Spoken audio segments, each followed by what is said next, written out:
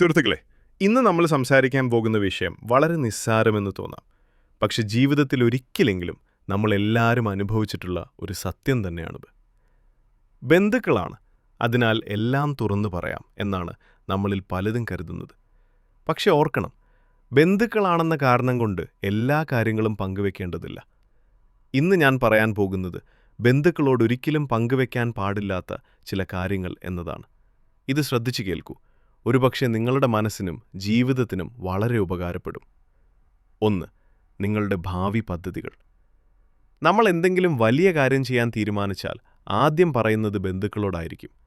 ഇത് ചെയ്യാൻ ഉദ്ദേശിക്കുന്നു, അത് തുടങ്ങാനാണ് പ്ലാൻ. പക്ഷെ സത്യം എന്താണെന്നറിയാമോ? പദ്ധതികൾ പറയുമ്പോൾ നമ്മുടെ ആത്മവിശ്വാസം പതുക്കെ കുറയാൻ തുടങ്ങും. ചിലർ പരിഹസിക്കും, ചിലർ നിരുത്സാഹപ്പെടുത്തും, ചിലർ പുറത്തേക്ക് ഒന്നും പറയില്ല. പക്ഷെ ഉള്ളിൽ, നമ്മുടെ വളർച്ചയെ അവർ അംഗീകരിക്കില്ല. പദ്ധതികൾ മൗനത്തിൽ നടപ്പാക്കുക. വിജയം വന്നതിന് ശേഷം മാത്രം സംസാരിക്കുക. 2.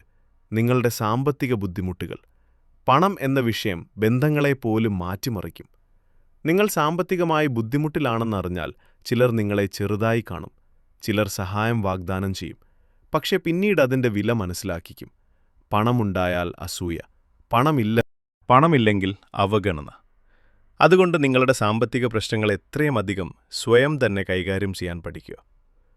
3. ഭാര്യയുമായോ ഭർത്താവുമായോ ഉള്ള പ്രശ്നങ്ങൾ. ഇത് ഏറ്റവും ജാഗ്രത വേണമെന്ന വിഷയമാണ്. ഇന്ന് നിങ്ങൾ ക്ഷമിക്കും, നാളെ നിങ്ങൾ ഒത്തുപോകും. പക്ഷേ ബന്ധുക്കൾ അത് മറക്കില്ല. നിങ്ങൾ പറഞ്ഞ ഒരു വാക്ക് വർഷങ്ങളോളം അവരുടെ മനസ്സിൽ കുത്തിനിൽക്കും. പിന്നീട് നിങ്ങൾ സന്തോഷത്തോടെ ജീവിച്ചാലും അവരാ പഴയ വിഷം വീണ്ടും ഉയർത്തിക്കൊണ്ടുവരും. ദാമ്പത്യ പ്രശ്നങ്ങൾ ദാമ്പത്യത്തിനുള്ളിൽ തന്നെ പരിഹരിക്കുക. 4. നിങ്ങളുടെ ബലഹീനതകൾ. ഓരോ മനുഷ്യനും ബലഹീനതകളുണ്ട്. പക്ഷേ എല്ലാവരോടുമെല്ലാം തുറന്നു പറയുന്നത് ബുദ്ധിയല്ല.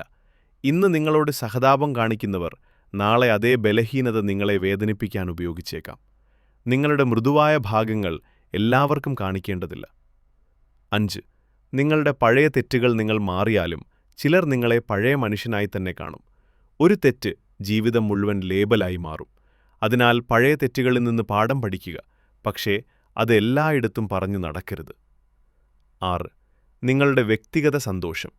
ഇത് കേൾക്കുമ്പോൾ അതിശയകരമായി തോന്നാം. നിങ്ങൾ അതിയായി സന്തോഷത്തോടെ ജീവിക്കുന്നതു എല്ലാവർക്കും സഹിക്കാൻ കഴിയില്ല. ചിലർ നിങ്ങളുടെ സന്തോഷം കണ്ടാൽ അസ്വസ്ഥരാകും. സന്തോഷം വളരെ ശബ്ദമില്ലാത്തതായിരിക്കട്ടെ. സമാധാനം മൗനത്തിലാണ് വളരുന്നത്. 7.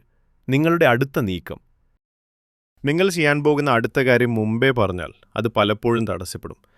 ആദ്യം പ്രവർത്തനം, അതിനുശേഷം വിശദീകരണം.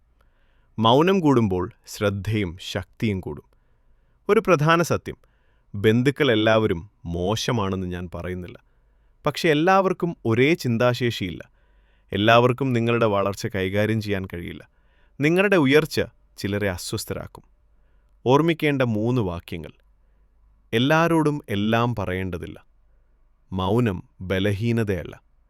നിങ്ങളുടെ വിജയം തന്നെയാണ് നിങ്ങളുടെ ഏറ്റവും നല്ല മറുപടി. സുഹൃത്തുക്കളെ, മൗനം നഷ്ടമല്ല, മൗനം ശക്തിയാണ്. മൗനം സ്വയം ആദരവാണ്. നിങ്ങളുടെ ജീവിതം നിങ്ങളുടെ നിയന്ത്രണത്തിലാണ്.